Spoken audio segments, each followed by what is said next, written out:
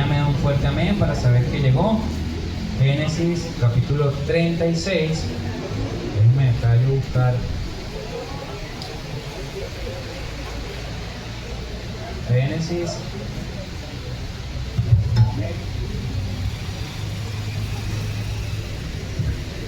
Génesis capítulo 36, versículo 24, y cuando está allá me da un fuerte amén para saber que llegó.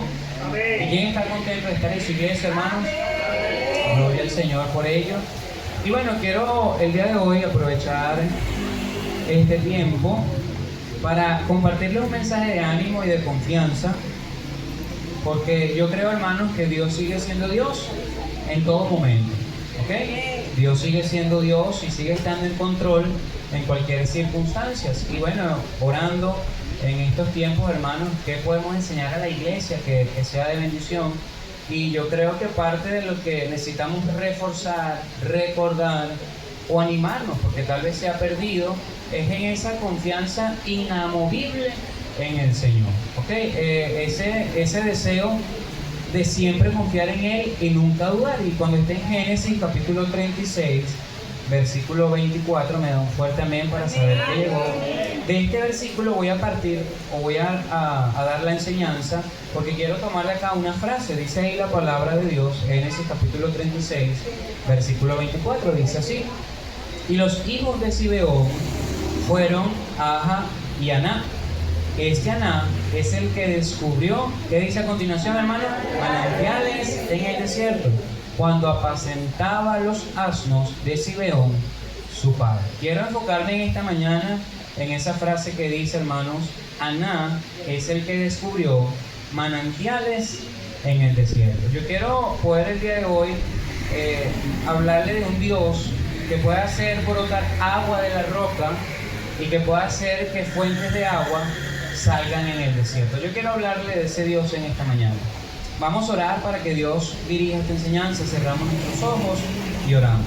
Amado Padre Celestial, te damos gracias por este tiempo. Te damos gracias porque tú eres bueno en todo momento, Señor. A pesar de los momentos difíciles, tú sigues estando en control. Y en esta mañana yo te pido que tú hables a nuestras vidas, nos enseñes, nos fortalezcas y que nos ayudes, Señor, a no olvidar que tú abres manantiales en medio del desierto. Te alabamos, mi Dios, bendice esta enseñanza y oramos a ti en el nombre de Jesús. Amén y amén. Quiero en esta mañana, hermanos, más que una exhortación, es animarle a no olvidar cuál es su esperanza y cuál es nuestra confianza. La Biblia debemos tomar siempre en cuenta que menciona ciertas características con algún propósito. Nada se le escapó de las manos de Dios en cuanto a su palabra. Todo lo que dice la palabra de Dios es necesario y es útil. Amén. Como cristianos debemos reconocer que a veces nos cuesta mucho leer lo que son las descendencias. ¿A alguien le gusta leer sinceramente las descendencias? Hermanos, ¿quién acá ha leído rápido las descendencias? Hay nombres que ni entiende. Usted va leyendo y nos llama la atención aquellos versículos que mencionan alguna característica de Dios, algún chisme, porque ¿a quién le gusta leer cuando Natán exhorta a David? A mí me encanta, hermano. ¿A quién le gusta leer el Salmos 37? A todos nos gusta, pero cuando llegamos a ciertas porciones de la Biblia que parecen ser agotadoras, encontramos píldoras necesarias para nuestra alma. ¿Por qué? Porque la vida espiritual tiene que ser alimentada por buenas porciones de la palabra de Dios. Y en este pasaje, en este breve versículo, el Señor hace énfasis en algo que siempre me ha llamado la atención, y es que Él descubre, este hombre descubre manantiales ¿en dónde? En el desierto. Cuando hablamos de un manantial, es una naciente o una vertiente de fuente de agua natural que brota de la tierra o entre las rocas, que puede ser de manera permanente o temporal. ¿Un tanque de agua es un manantial? No, porque el tanque solamente sirve para reservar y almacenar agua, pero esa agua, si no se usa, ¿qué pasa? Se contamina, no es potable. Usted no puede agarrar, hermanos, y un tanque que tiene 6 meses guardado y tomarse un vaso de agua porque se puede enfermar. Pero cuando hablamos de un manantial, es un agua, hermanos, que corre constantemente, que está limpia, no se contamina. Pero cuando hablamos del desierto son características muy diferentes, porque ¿quién espera en el desierto encontrar agua? Sinceramente. El agua en el desierto, hermanos, es solamente una ilusión. Usted ha visto películas de personas que van caminando y se imaginan grandes lagunas, pero es por el calor, las altas temperaturas que crean ilusiones que no son reales. Pero es tremendo porque la Biblia dice que hubo un hombre que encontró agua, y no solamente un agua estancada, sino un agua que corría en medio del desierto. El desierto, mi querido hermano, para que usted vaya teniendo en cuenta el mensaje y considere algunas cosas. El desierto es un bioma donde las precipitaciones son escasas, ¿ok? Donde alrededor tiene reputación de poseer poca vida en ellos. Cuando usted le dice en un desierto, usted dice, no me gustaría perderme en un desierto porque no hay agua, no hay alimento, hace mucho sol, hay carencias de recursos básicos. Usted en el desierto no va a encontrar una máquina de refresco. No lo creo. Usted en el desierto, hermanos, o si en algún momento nos llegamos a perder, en el mes de diciembre del año pasado, mi esposa y yo fuimos a los médanos de Coro. Ese es el desierto de acá de Venezuela. Hermanos, y nosotros caminábamos y adivinen qué encontrábamos. Tierra. Ok, ella me decía, vamos a aquella montañita para ver qué vemos. Y adivinen qué vimos cuando llegamos. Tierra. Cuando salimos de ahí, adivinen qué teníamos en los zapatos. Tierra. Hermanos, cuando llegamos a donde estábamos, adivinen qué había donde estábamos. Tierra. Llegamos a La Guaira, hermanos, no le miento, y conseguimos tierra. ¿Sabe por qué? Porque es solamente acá en Venezuela, hablando de los médanos de Coro, un lugar turístico para ir y ver y conocer un poco. Pero si usted se llega a perder ahí, y le soy sincero, en ese momento el que tenía miedo a perderse era yo. Ella me decía, vamos más adentro, y decía, no, amor, vamos a quedarnos aquí, porque si nos perdemos, ¿quién tiene que cargar a Aarón?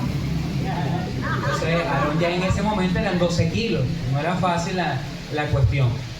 Pero cuando ponemos estos puntos, hermanos, hablando del desierto, usted va a encontrar no solamente condiciones extremas de frío o de calor, sino que también es un lugar de soledad.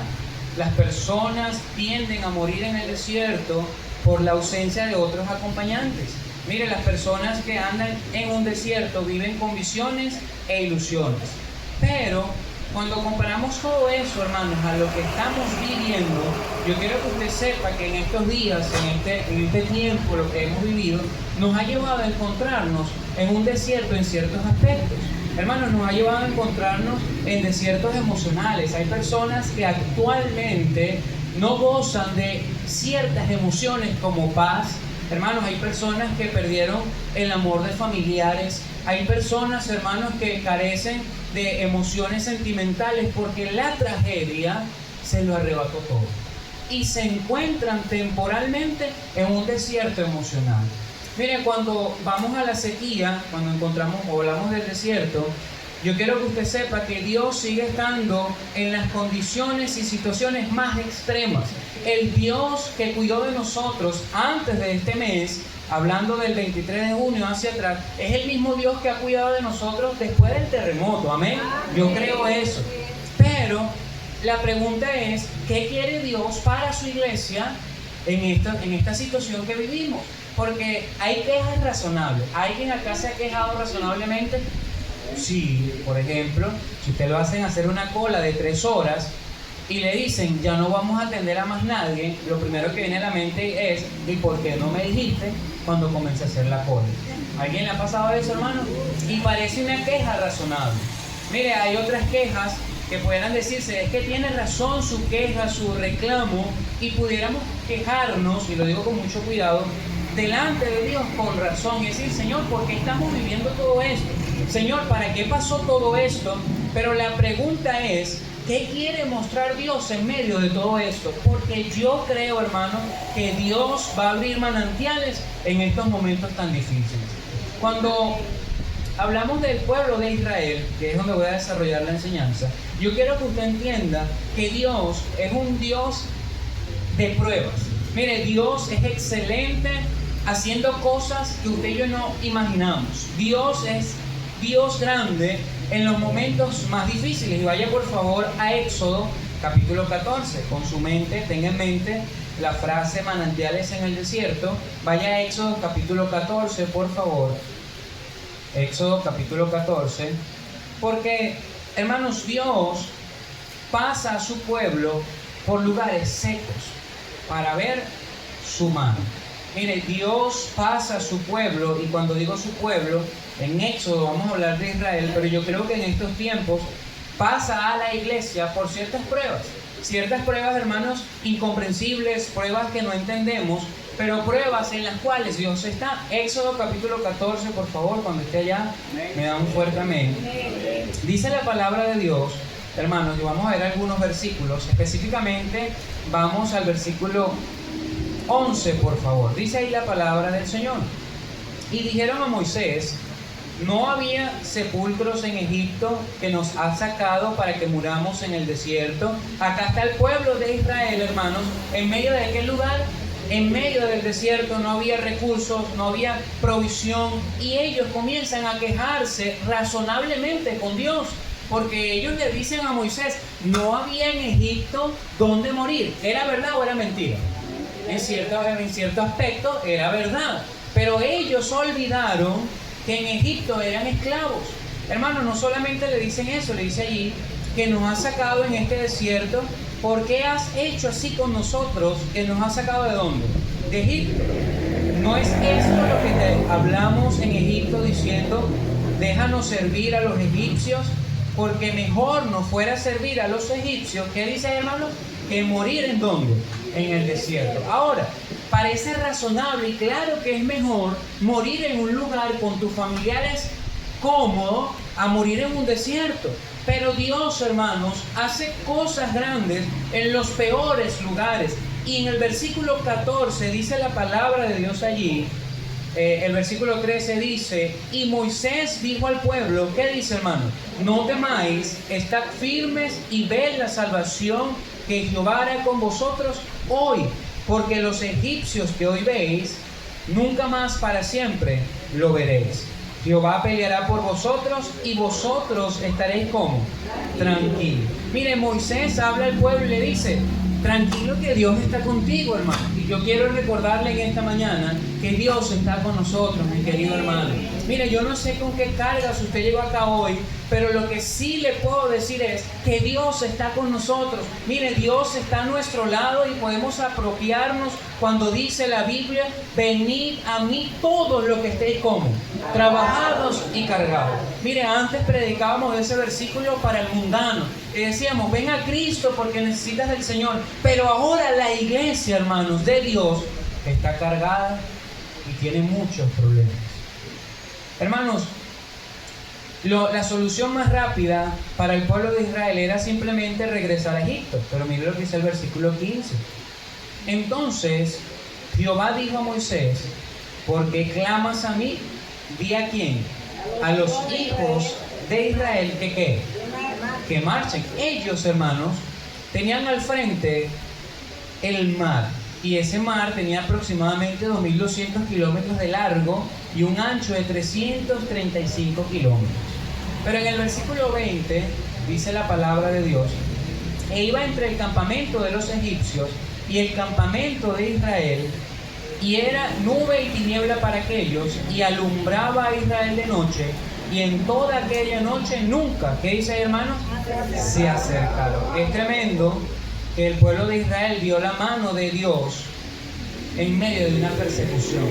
Versículo 21 dice: y extendió su mano sobre el mar, e hizo Jehová que el mar se retirase por recio viento oriental toda aquella noche, y volvió al mar ¿en qué? En seco, y las aguas quedaron como, hermanos, divididas. Entonces los hijos de Israel entraron por en medio del mar, como, hermanos, en seco. Mire, cuando hablamos de sequía, siempre pensamos en escasez. Cuando hablamos de sequía, nunca es nada bueno.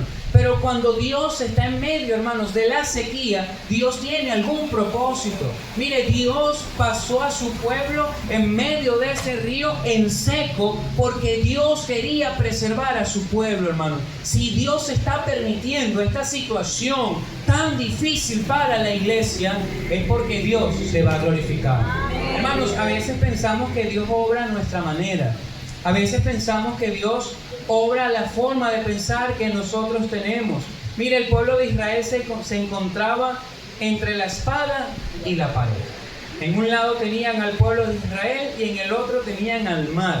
En ese momento se cree que habían 2 millones de personas, hermanos, en una circunstancia humanamente imposible, en una circunstancia humanamente incapaz, pero Dios hizo que su pueblo pasara en seco, porque iban a haber salvación. Miren, hermanos, esto que estamos viviendo, yo creo que es una vez más Dios mostrando su poder y su amor para con nosotros. Yo creo, hermanos, que lo que usted y yo estamos atravesando no solamente es para dudar de Dios, sino porque Dios quiere recordarnos algunas cosas. Éxodo 16, por favor. Éxodo capítulo 16.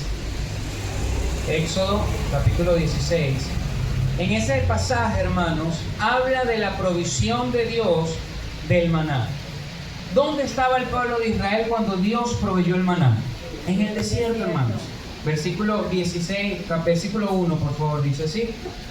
Partió luego de Elín toda la congregación de los hijos de Israel y vino ¿a dónde? Al desierto de Sin, que está entre Elín y Sinaí, a los 15 días del segundo mes después que salieron de la tierra de Egipto. Y toda la congregación de los hijos de Israel murmuró contra Moisés y Aarón en el desierto. Parece que había razones. Y le decían los hijos de Israel: ojalá hubiéramos muerto por mano de Jehová. ¿En dónde, hermanos? En la tierra de Egipto. Hermanos, pero más adelante en el versículo 14 dice: y cuando el rocío cesó de descender, he aquí sobre la faz del desierto una cosa menuda, redonda, menuda como una escarcha sobre la tierra.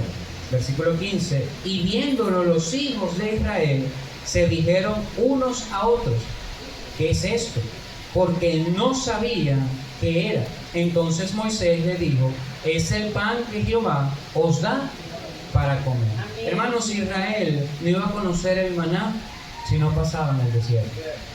Mira, hermanos, usted y yo no hubiésemos conocido la magnitud cuando dice la Biblia que el amor de Dios es ancho, es alto y es profundo, si no hubiésemos vivido esta situación. Y decimos: Señor, gracias por haberme cuidado. Gracias, Señor, porque en tu infinita misericordia preservaste mi vida. Igualmente pasó con el pueblo de Israel, hermanos. Ellos no iban a conocer el maná. Hermanos, en el capítulo 17 de Éxodo, Moisés hizo salir agua de la roca. El pueblo de Israel no iba a ver ese milagro si no hubiesen pasado por el desierto. Por eso, mi hermano, yo quiero en esta mañana recordarte que Dios pasa a su pueblo por lugares difíciles con propósito. Hermanos, el propósito para Israel era una confianza plena en Dios, era ver el maná, era ver agua salir de la roca. Ahora la pregunta es: ¿qué quiere Dios que yo aprenda en estos tiempos en mi vida? Mire, yo creo algo que debemos aprender, y lo digo por mi persona, hermanos, y es el valor que tienen las personas. Mire, hermanos, si algo quiso Dios tratar con la iglesia en general, es que uno ve a un hermano hoy y literalmente, hermano, esta situación nos enseñó que no sabemos si lo volveremos a ver. Mire, la iglesia, Dios permitió que la iglesia pasara por esta situación para aprender algunas cosas, pero la pregunta es: ¿qué aprenderemos personalmente de estas situaciones? Mire, tal vez algunos van a amargarse contra Dios, otros van a renegar de Dios, pero ¿qué de la iglesia del Señor? Hermanos, Dios permite que su pueblo pase por lugares difíciles para ver su mano. Número 2, hermanos, parte del plan de Dios en medio de la sequía es que la bendición viene después de los momentos difíciles. Miren lo que dice Josué capítulo 3, por favor. No sé si están conmigo, hermanos. Josué capítulo 3, vaya allá, por favor. Encontramos en Josué capítulo 3 otra prueba, hermanos, para el pueblo de Israel. Otra vez un río, otra vez, hermanos, una meta, pero otra vez encontramos a un pueblo que no hallaba qué hacer. Un pueblo, hermanos, que había perdido la dirección. Pero acá en este momento, en el versículo 3, vamos a leer ahí el versículo 1, dice: Josué se levantó de mañana, y él y todos los hijos de Israel, y partieron de Sittim, y vinieron hasta el Jordán, y reposaron allí antes de pasar. Y después de 3 días, los oficiales recorrieron el campamento, y mandaron al pueblo diciendo: cuando veáis el arca del pacto de Jehová vuestro Dios, y los levitas, sacerdotes que la llevan, vosotros saldréis de vuestro lugar y marcharéis en pos de ella, a fin de que sepáis el camino por donde habéis de ir, por cuanto vosotros no habéis pasado antes de ahora por este camino, pero entre vosotros y ella haya distancia como de 2000 codos, no os acerquéis a ella. Y Josué dijo al pueblo, ¿qué dice ahí, hermanos? Santificaos, porque Jehová hará maravillas entre vosotros. Mi hermano, cuando vemos al pueblo de Israel tomar una decisión, ellos esperaban en ese momento cruzar un río, hermanos. Ellos esperaban pruebas luego de ese río, pero luego de ese río, hermanos, habían cosas maravillosas que iba a hacer Dios.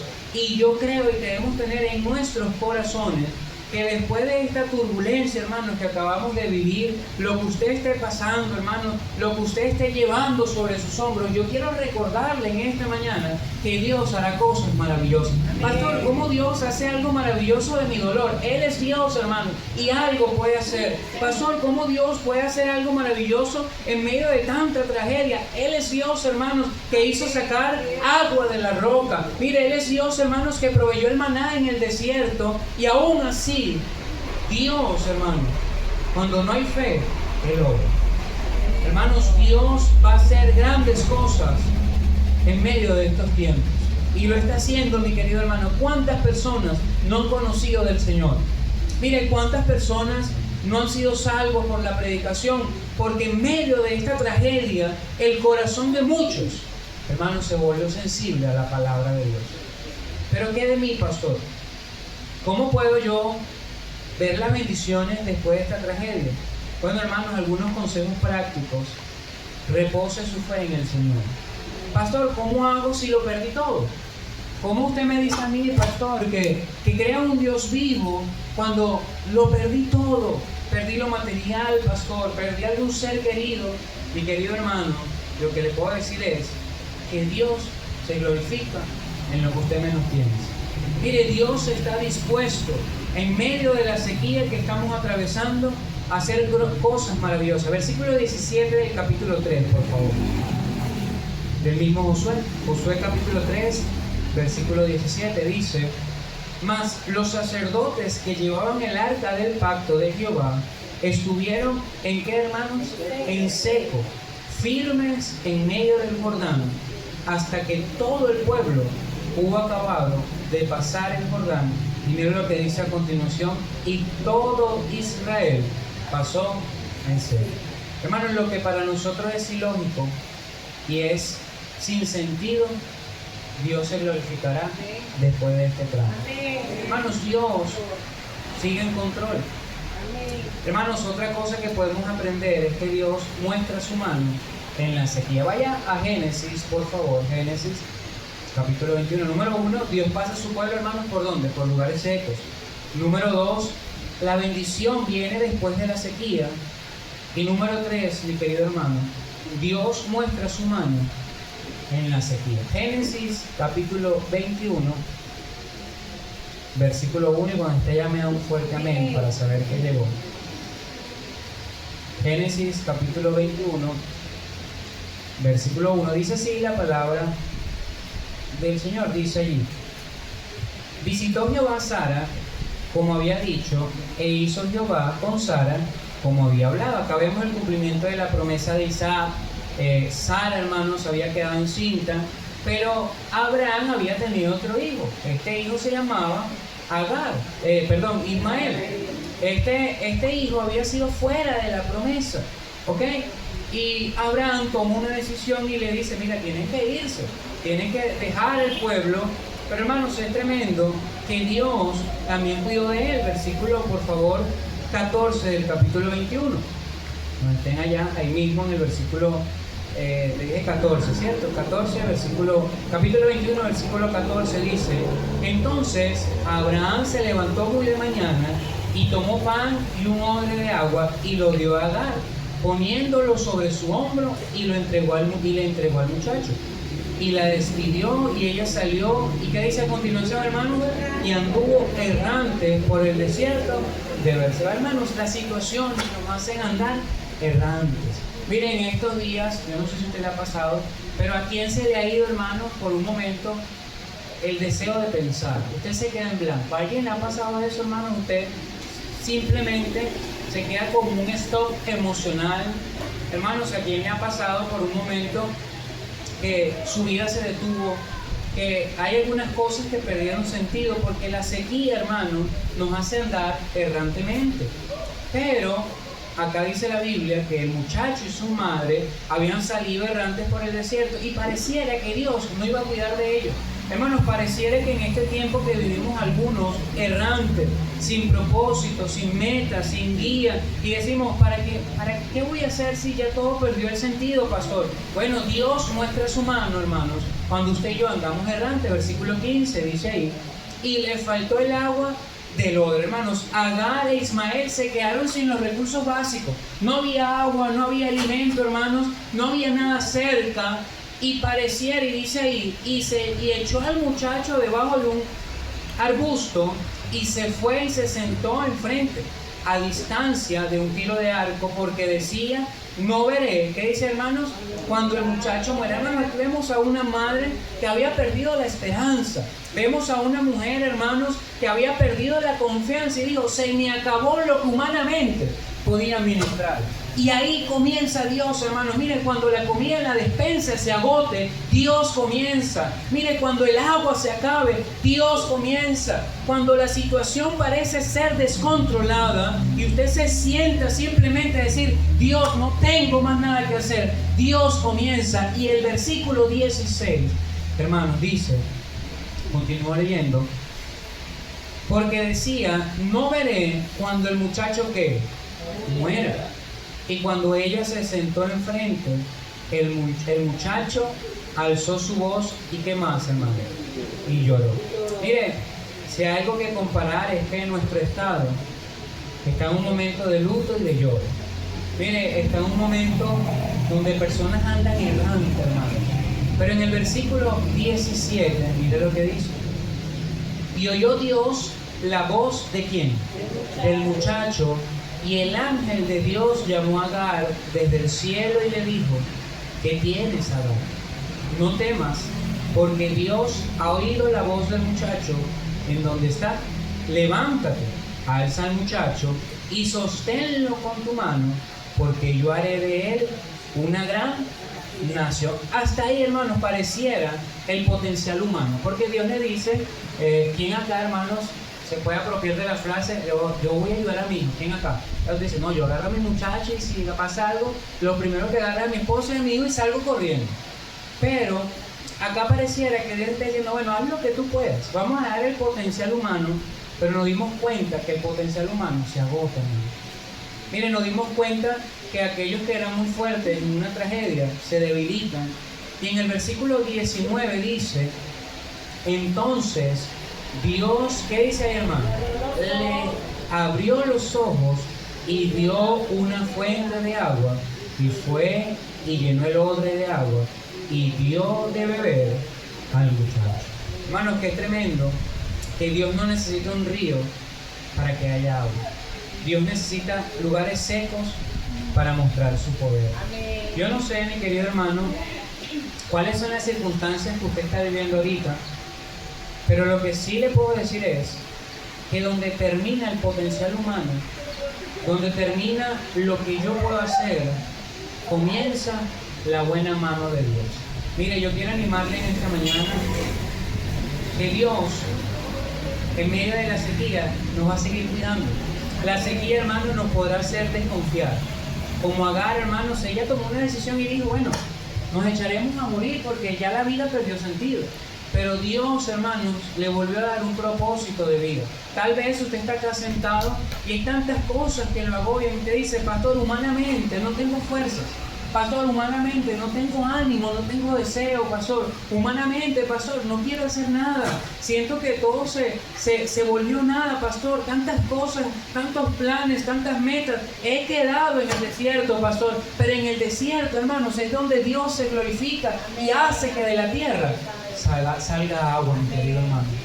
Yo quiero animarle en esta mañana que usted no dependa de lo que ve, sino de lo que Dios puede hacer. ¿Qué puede hacer Dios? Mire, después de esta situación vamos a escuchar tantos testimonios de cómo Dios provee, que nuestra fe va a aumentar, hermano. Mire, después de este tiempo vamos a crecer tanto en los caminos del Señor, no porque alguien nos lo dijo, sino porque lo vivimos, hermanos. Y recuerden, nunca olviden, Dios pasa a su pueblo por lugares serios. Dios, hermanos, está en esta situación. Dios no se ha ido, Dios no se ha escapado, Dios no nos dejó solos. Es como cuando usted está en medio de un temor y usted, ¿qué dice? No, yo salgo corriendo. En una oportunidad hace ya años, a mi esposa y a mí nos robaron una moto y, hermanos, en ese momento mi instinto fue correr, ¿ok? Y yo la agarré a ella, pero el instinto de ella fue luchar. Ella le decía al ladrón en ese momento, ya te di lo que tenía, ya no te puedo dar la moto, hermanos. Y yo la agarraba a ella y yo intentaba correr y ella intentaba luchar, porque así somos, hermanos. Cada uno reacciona de manera diferente. Ahora, yo no sé cómo usted está reaccionando en este momento, pero lo que sí le puedo decir es que Dios sigue estando en control. Tal vez usted reaccionó, hermanos, por resolver. Y usted se lanzó al mundo y nos ayudó a resolver mi situación. Y usted está haciendo todo lo que humanamente puede. Gloria a Dios por eso. Pero Dios sigue estando en control. Tal vez, hermano, usted se llenó de temor. Le voy a confesar algo. En esta relación, mi esposa y yo, la más osada, ¿verdad? La que yo le digo, yo me quiero lanzar en parapente, pero la que lo hace es ella. ¿Ok?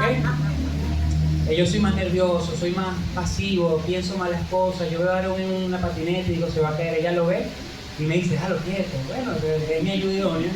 Pero, hermanos, tal vez usted está reaccionando con inseguridad. Usted no se siente seguro del futuro. Dios está en control. Tal vez, hermano, usted se paralizó. Hay personas que se paralizan. Si usted conoce al hermano Freddy, ¿sabes qué es el hermano Freddy? Hermano Freddy, en medio de las circunstancias, en una oportunidad lo vi, hermano, estábamos en la panadería, ¿te acuerdas, Freddy? Había una discusión, hermano, iban a pelear dos personas y yo veo que el hermano se está riendo. Y digo, Freddy, no te rías. Y después, ¿verdad?, conocí que, bueno, es su forma de reaccionar en esos momentos.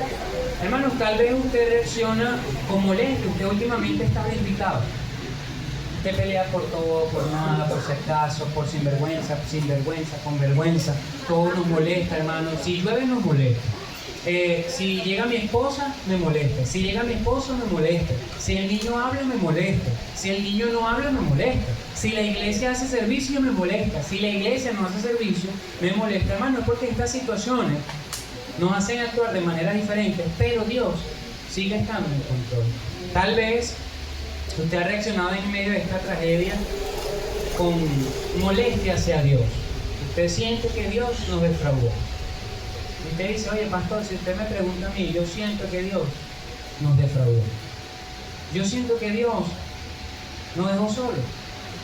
Yo siento que Dios, pastor, nos dejó a la buena de Él, porque no podemos decir a la buena de Dios.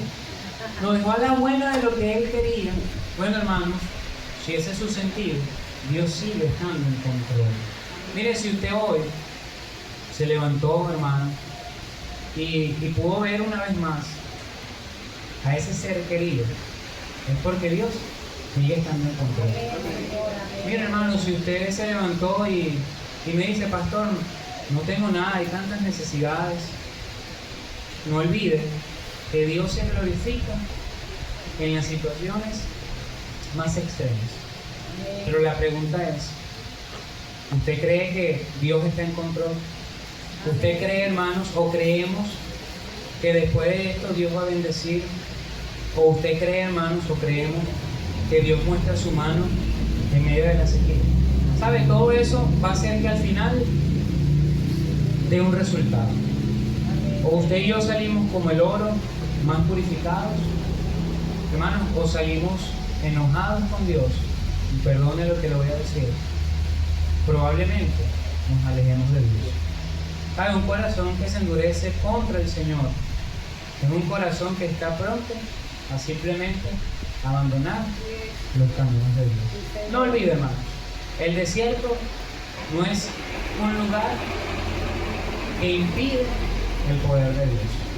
Es el lugar para ver el maná caer del cielo, para ver agua salir de la roca y para ver la mano protectora de nuestro buen Salvador. Amén. Vamos a orar, por favor, necesito cerrar sus ojos. Amado Padre, te damos gracias por tu palabra. Te damos gracias, Señor, porque en medio de todo esto sabemos que tú estás en control. Tú sigues, Dios, dirigiendo nuestras vidas. Tú sigues, Señor, en control, a pesar que como seres humanos en algunos momentos nos paralicemos, en algunos momentos perdamos el sentido de la vida. Y mi querido hermano, más que exhortarte, porque para ello no hay palabras, más que regañarte, yo quiero animarte a que si en tu corazón se ha alojado algún sentimiento hacia Dios, se ha alojado alguna idea de simplemente no seguir avanzando, de dejarlo todo atrás, de no dar nada para Dios, mi querido hermano, no olvides que en este desierto Dios se va a glorificar. Y si Dios habla a tu vida, levanta tu mano, por favor, y dice: pastor, ore por mí. Yo he estado en ese desierto emocional, pastor.